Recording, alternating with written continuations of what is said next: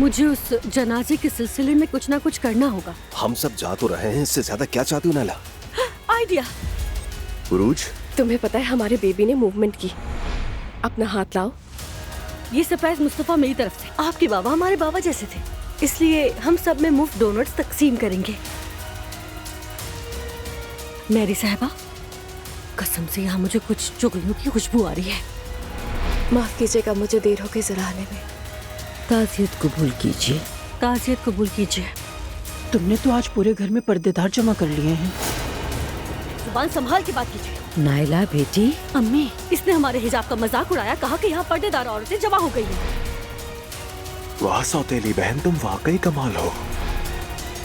मैंने वही किया जो आपने कहा था। आगे बढ़ती रहो और मेरे फोन का इंतजार करो। ये दुनिया इन जैसे बेवकूफों से भरी पड़ी है।